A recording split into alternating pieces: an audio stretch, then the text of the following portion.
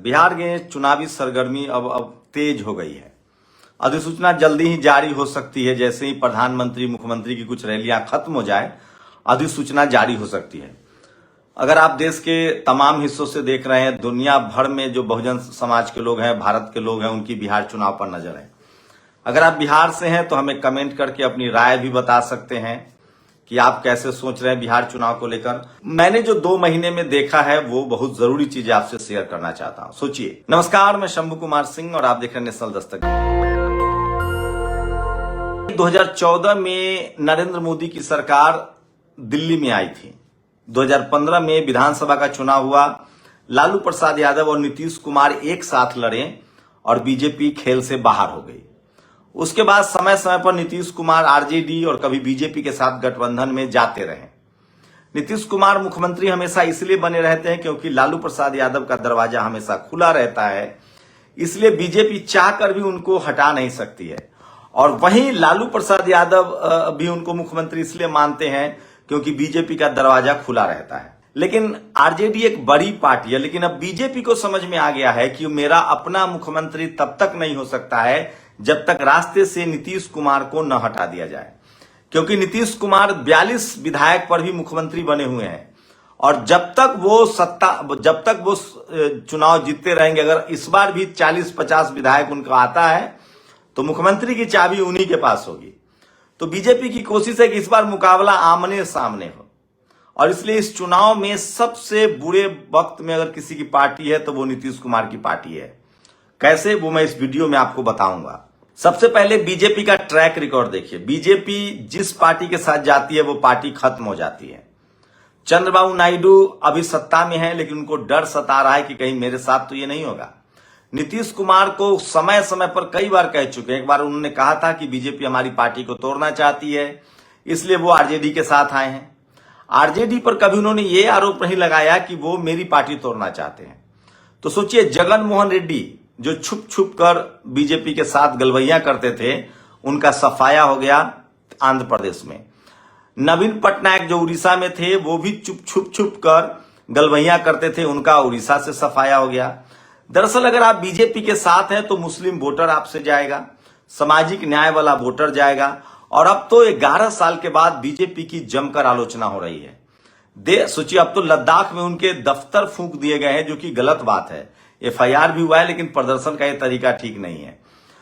उत्तराखंड में छात्रों का प्रदर्शन हो रहा है, दिल्ली में छात्रों का प्रदर्शन हुआ था, कर्नाटक में परीक्षा को लेकर छात्रों का प्रदर्शन हो रहा है। तो सरकारी नौकरियां बिल्कुल थम सी गई है, तो बेरोजगारी उनके खिलाफ है। और बिहार का बेरोजगारी से सीधा संबंध है। बिहार में अमूमन लोग चाहते हैं कि उनको कम से कम नौकरी मिले।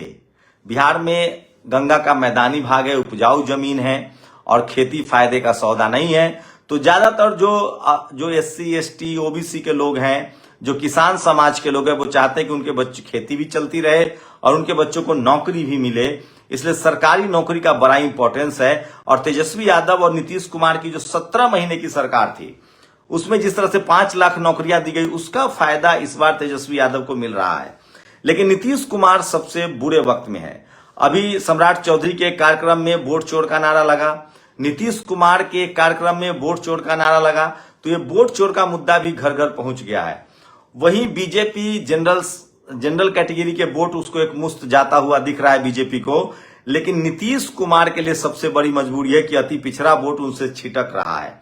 इंडिया गठबंधन ने जिस तरह के कुछ बड़े वादे किए हैं कि 50% तक ठेकेदारी में रिजर्वेशन होगा पिछड़ा, अति पिछड़ा को, दलित को।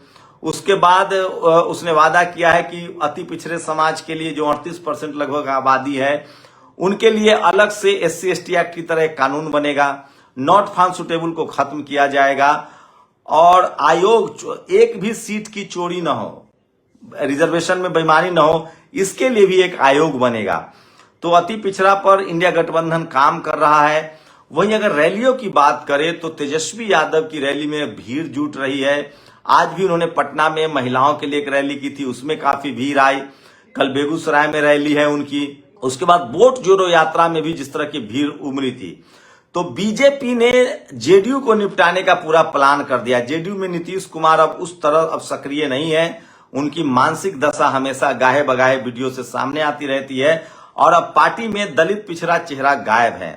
तीन जनरल कैटेगरी के नेता हैं, एक जो ललन सिंह है, दूसरा संजय झा है और तीसरा विजय चौधरी है।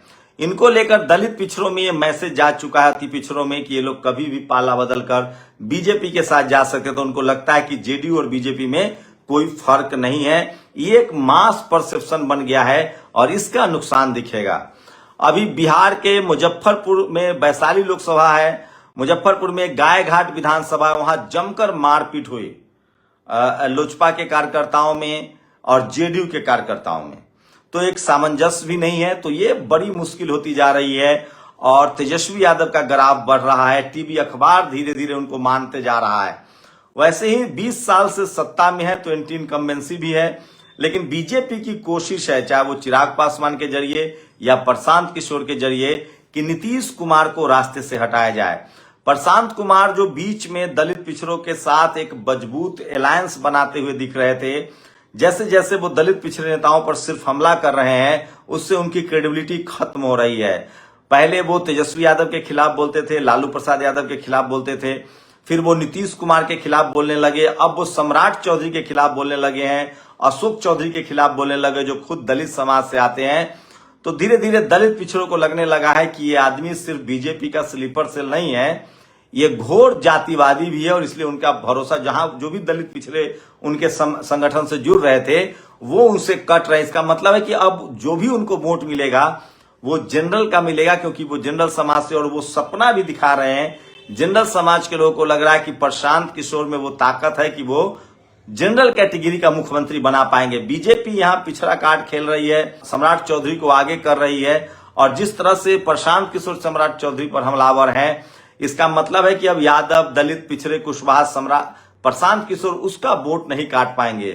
तो कहीं ना कहीं प्रशांत किशोर खुद बीजेपी के लिए गले की हड्डी बन गए हैं, और प्रशांत किशोर जितना मजबूत होंगे उतना जनरल कैटेगरी का वोट जो है वो डेंट लेगा। इन सब खेलों में एक बात तो साफ है कि अभी भी एनडीए के पास बड़ा गठबंधन है। मांझी हैं, चिराग पासवान है, नीतीश कुमार है, उपेंद्र कुशवाहा है, खुद बीजेपी है, लेकिन उनके बीच एक जो अलायंस है वो मजबूत होता हुआ नहीं दिख रहा है। और एनडीए, इंडिया गठबंधन के पास दल बहुत कम है, लेकिन उनका इंटैक्ट हो गया है और वो विपक्ष में है, तो एक दूसरे के साथ काम भी कर रहे हैं। और एक बात, ओवरऑल एक बात है कि बीजेपी पिछड़ों की पार्टी दिखने की कोशिश कर रही है। वो सम्राट चौधरी को मुख्यमंत्री के तौर पे अंदर खाने प्रोजेक्ट कर रही है। नीतीश कुमार के खिलाफ वो सीधे सीधे बोल नहीं सकते हैं, लेकिन लगभग पिछड़ा, अति पिछड़ा और खासकर जो धानुक मंडल कुर्मी समाज है, जो नीतीश कुमार के कैडर वोट है, उनके यहां परसेप्शन बन गया है कि देर सवेर बीजेपी नीतीश कुमार को निपटा देगी। इसलिए इसका भी फायदा जो है वो जेडीयू को, आरजेडी को मिलता दिख रहा है, इंडिया गठबंधन को मिलता दिख रहा है। राहुल गांधी जिस तरह से सामाजिक न्याय, सोशल जस्टिस की बात कर रहे हैं, राजेश राम को जिस तरह से अध्यक्ष बनाया गया है, तो ओवरऑल बिहार में चुनाव अगरा बनाम पिछड़ा होगा और बीजेपी खुद सबसे बड़ी पिछड़ों की पार्टी बनने की कोशिश कर रही है। हो सकता है 100 सीट वो लड़कर लगभग 90-85 सीटें जो है वो SC ST OBC के हिस्से में जाएगी बीजेपी में। तो बीजेपी लगभग 85 से 90% वो सीटें जो है वो SC ST OBC को देना चाहती है, तो सबसे कम सवर्ण समाज को वो टिकट देगा। आरजेडी भी इस बार अगरा बनाम पिछड़ा की ताक में, वो भी 85-90% टिकट जो है वो अति पिछड़े, दलित, किसान, अल्पसंख्यकों को देगा। उसके बाद आपको बता दें कि बाकी पार्टियों में भी लगभग यही स्थिति रहेगी। कांग्रेस भी हो सकता है कि 70-80% तक टिकट जो है वो दलित पिछड़ों को दे सकते हैं, अति पिछड़ों को दे सकते हैं। अति पिछड़ों को 40% टिकट तो इस बार किसी कीमत पर मिलने जा रहा है, पिछड़ों को मिलने जा रहा है। मतलब 10% टिकट से ही जनरल कैटेगरी को समझौता करना पड़ेगा, चाहे वो बीजेपी हो, चाहे आरजेडी हो, चाहे इंडिया गठबंधन हो। एक पार्टी जो है, खासकर जो चिराग पासवान की पार्टी है, उस पर नजर लोग बनाए हुए कि वहां से जनरल को ज्यादा टिकट मिल सकता है। और नीतीश कुमार, कहा जा रहा है कि परोक्ष रूप से बीजेपी की कोशिश होगी कि नीतीश कुमार में जो जनरल कैटेगरी के ज्यादा उम्मीदवार खड़े किए जाए, ताकि वो ऐसे भी परफॉर्मेंस खराब करे। तो लगता है कि नीतीश कुमार को घेर लिया गया है चारों तरफ से, और बीजेपी को लगता है कि जब तक नीतीश कुमार है उसका अपना मुख्यमंत्री नहीं हो सकता है, वो सीधे आमने सामने के मुकाबला में नहीं आ सकते हैं। तो लगता है कि इस चुनाव में शारीरिक रूप से भी और पार्टी के तौर पे भी नीतीश कुमार सबसे ज्यादा नुकसान में जाते हुए दिखाई दे रहे हैं। ओवरऑल जाति जनगणना के बाद पिछड़े, अति पिछड़े, दलित, महादलित, इन लोगों का ग्राफ ऊपर बढ़ रहा है और बिहार सामाजिक न्याय की धरती है, सोशल जस्टिस की धरती है, जगदेव बाबू, जननायक कर्पूरी ठाकुर, बीपी मंडल साहब की धरती है। और धीरे धीरे ही सही बिहार में इस बार पिछड़े, अति पिछड़ों को जमकर टिकट मिलेगा और ऐसे में जीत जो हासिल होगी, अगर बीजेपी हारती है तो इसका असर बंगाल पर भी पड़ेगा, असम पर भी पड़ेगा और सबसे ज्यादा असर यूपी पर पड़ेगा। और यूपी में इस तरह की तैयारी भी शुरू हो गई है। निषाद जो बीजेपी के गठबंधन में, उन्होंने कहा है कि जिस तरह से योगी सरकार ने जातीय सम्मेलन पर रोक लगाने का आदेश दिया है कि राजभर, निषाद या पाल समाज अपना सम्मेलन नहीं कर सकते हैं, उसके बाद से उनको चिंता सताने लगी है। इसका मतलब एससी, एसटी, ओबीसी एकजुट होगा।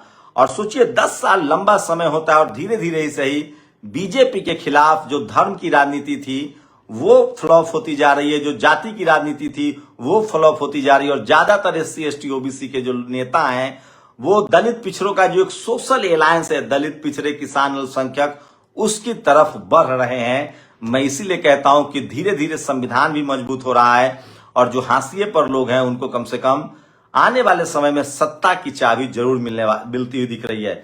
बस बहुजन समाज के लोगों को सचेत रहना पड़ेगा और ऐसे नेताओं को संसद, विधानसभा भेजिए जो आपके संवैधानिक, राजनीतिक, आर्थिक और सामाजिक हितों के लिए सचेत हो। आप लोग अपनी राय जरूर दीजिए। बहुत बहुत शुक्रिया। दस्तक की आपसे गुजारिश है कि अगर इसको बचाना चाहते हैं तो नेशनल दस्तक को सब्सक्राइब करने के लिए रेड कलर के सब्सक्राइब बटन को दबाएं, फिर बेल आइकन की घंटी दबाएं। नेशनल दस्तक को बचाने के लिए बहुत जरूरी है कि हर खबर को शेयर करें, लाइक करें, कमेंट जरूर करें।